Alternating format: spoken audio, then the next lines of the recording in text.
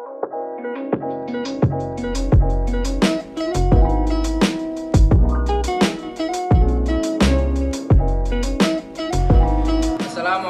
warahmatullahi wabarakatuh. Bismillahirrahmanirrahim. Ya ayyuhalladzina amanu hal adullukum ala tijaratin tunjikum min adzabin alim. Tu'minuna billahi wa rasulihi wa tujahiduna fi sabilillahi bi amwalikum wa anfusikum dzalikum khairul lakum in kuntum ta'lamun. Shadaqallahul adzim. Di sini kami dari Universitas Muslim Nusantara Al-Wasliyah Medan.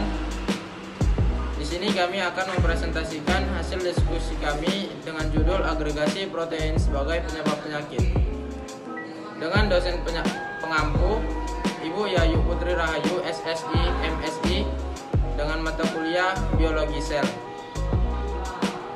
Sebelumnya di sini saya akan memperkenalkan teman kelompok saya.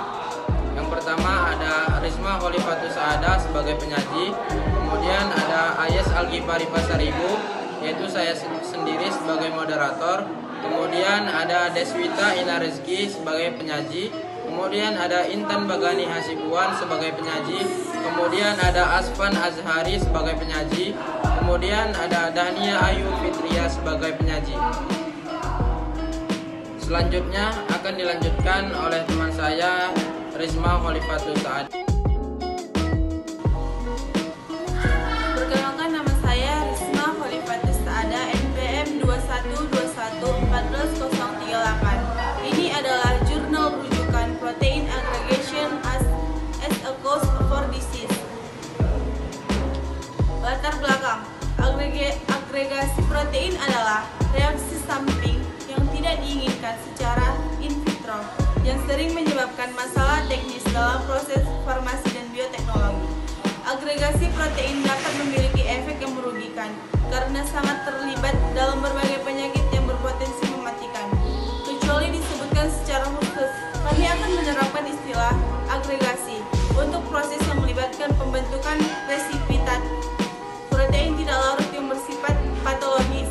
Ini berbeda dengan ketidaklarutan keadaan asli karena konsentrasi protein melebihi batas larutan atau asosiasi antar molekul yang terlibat dalam pembentukan oligomer asli.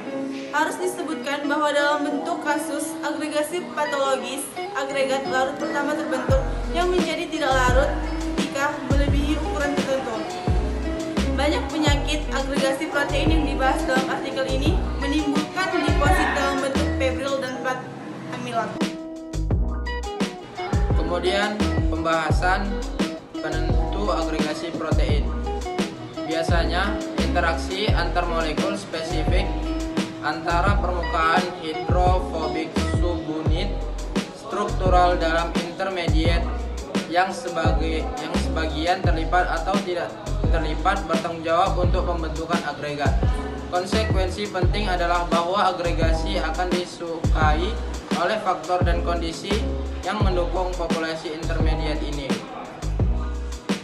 Dan agregasi akan dipengaruhi oleh properti intermediate.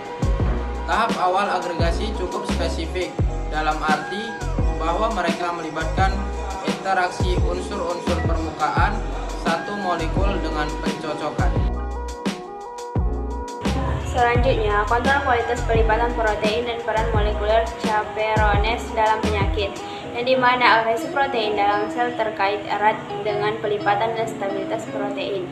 Sifat intrinsik protein ini dimodifikasi oleh molekul pendamping akumulasi protein yang terlipat secara abnormal sebagai akibat dari berbagai situasi stres, termasuk hipertermia, infeksi virus, iskemia, anoksida, stres oksidatif, dan paparan logam berat, dan dimana dapat memicu respon sengatan panas yang menghasilkan ekspresi protein kejutan panas atau HSPS di banyak sistem seluler. HSPS yang diekspresikan secara konstitutif berfungsi sebagai pendamping molekuler dan berpartisipasi dalam sintesis protein, pelipatan protein, transport protein, dan proses translokalisasi protein. Dan pada stres dapat mencegah agregasi protein yang irreversibel. Selanjutnya, agresi protein sebagai penyebab penyakit. Terlepas dari semua mekanisme perlindungan seluler, agresi protein protein memainkan peran yang meningkatkan dalam kesehatan seiring bertambahnya usia, terutama meningkatkan peningkatan rentang hidup di peradaban barat. Karel dan Lomas mengusulkan kelompok gangguan baru, yaitu penyakit konfirmasi yang memiliki dampak penting pada kesehatan masyarakat seperti AD, PD, penyakit Huntington atau AD. Selain itu juga ada ensefalopati sporifera menular atau TSS atau penyakit prion, cystic fibrosis, anemia sel sabit, dan kondisi lain yang kurang umum.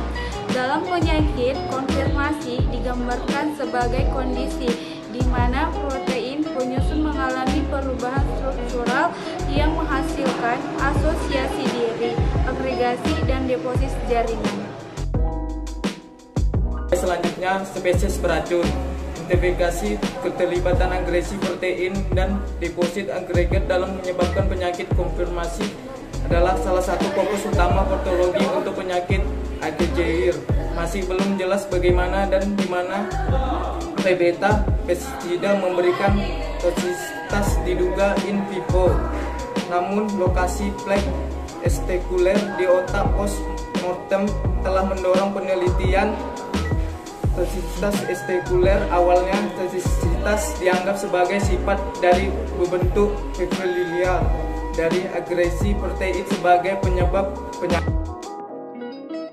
Adapun kesimpulan dari materi yang kami sampaikan ini yaitu banyak aspek penting dari penyakit lipatan protein telah dianalisis dalam beberapa tahun terakhir. Sementara sejumlah aspek kunci masih harus ditangani pada tingkat molekuler.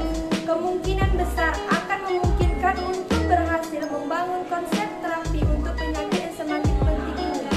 Baru-baru ini antibodi telah dihasilkan yang berinteraksi dengan oligomer tetapi tidak dengan bentuk monomer atau fibril.